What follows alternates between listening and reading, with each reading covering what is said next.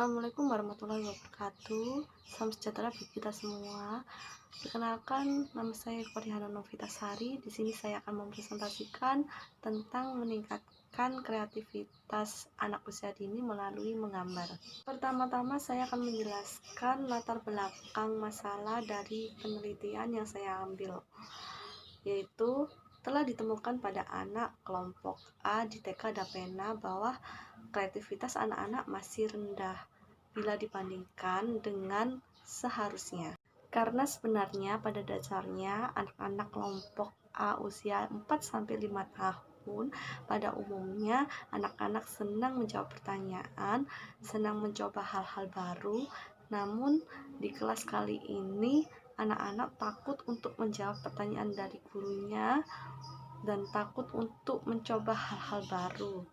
Dan terkadang jika mereka melakukan sesuatu atau membuat sesuatu, mereka menunggu contoh dari gurunya.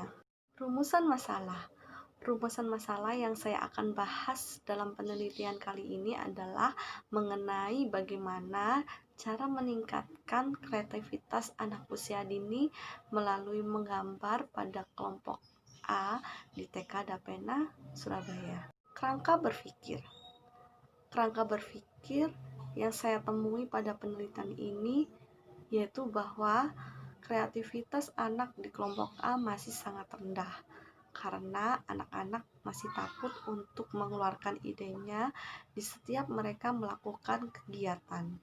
Batasan masalah yang saya akan tujukan pada anak kelompok A dengan usia 4-5 tahun di sekolah TK Dapena Surabaya, dan saya akan membahas mengenai rendahnya kreativitas di kelompok A. Dan tujuan saya untuk melakukan pelatihan ini yaitu untuk meningkatkan kreativitas anak usia dini melalui menggambar pada kelompok A di TK Dapena tersebut. Kajian teori. Pertama-tama yang saya akan bahas mengenai pengertian kreativitas. Pengertian kreativitas menurut Lawrence. Kreativitas adalah ide atau pikiran manusia yang inovatif, berdaya guna, dan dapat dimengerti sehingga hasil kreativitas dari pikiran anak yang baru merupakan bentuk kreativitas yang dari individu atau anak. Dan kedua, karakteristik dari kreativitas. Karakteristik dari kreativitas menurut Suratno yaitu ada 6 karakteristik yang menunjukkan kreativitas pada anak usia dini. Yang pertama, belajar kreatif. Yang kedua, tentang perhatian panjang. Yang ketiga, mampu mengorganisasikan yang menakjubkan. Yang keempat, dapat kembali kepada sesuatu yang sudah dikenalnya dan melihat dari cara yang berbeda. Dan yang kelima, belajar banyak melalui fantasi dan memecahkan permasalahan dengan menggunakan pengalaman. Yang ketiga, pengembangan kreativitas.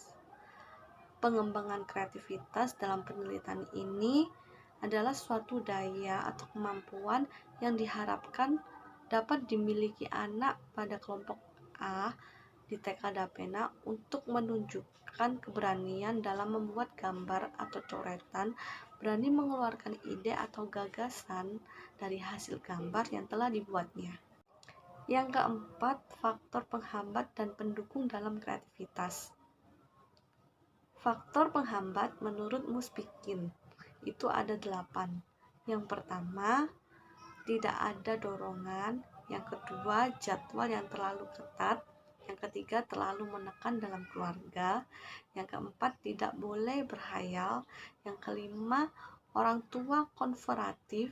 Yang keenam, overprotective. Yang ketujuh, disiplin otoriter. Dan yang kedelapan, penyediaan alat terstruktur. Faktor pendukung menurut Harlock itu ada 4. Yang pertama, waktu. Yang kedua, kesempatan menyendiri. Yang ketiga, dorongan. Dan yang keempat, sarana. Alur metode pada penelitian. Yang pertama, pengambilan data, tempat penelitian dan waktu. Dan selanjutnya, metode penelitian kualitatif dan deduktif, dan selanjutnya teknik pengumpulan data dengan observasi dan wawancara, dan selanjutnya penyajian data siklus 1 dan siklus 2, dan yang terakhir penarikan kesimpulan. Dan di slide pada kali ini saya menjelaskan mengenai desain perencanaan penelitian pada siklus 1 dan siklus 2. Pada siklus 1 yang pertama rencana tindakan, dan yang kedua tindakan, dan langkah ketiga observasi, langkah keempat refleksi. Lalu kembali lagi pada siklus 2 yaitu rencana tindakan, lalu yang kedua tindakan, yang ketiga observasi, dan yang terakhir refleksi. Demikian presentasi dari penelitian yang saya buat. Semoga penelitian yang saya buat kali ini bermanfaat untuk kita semua.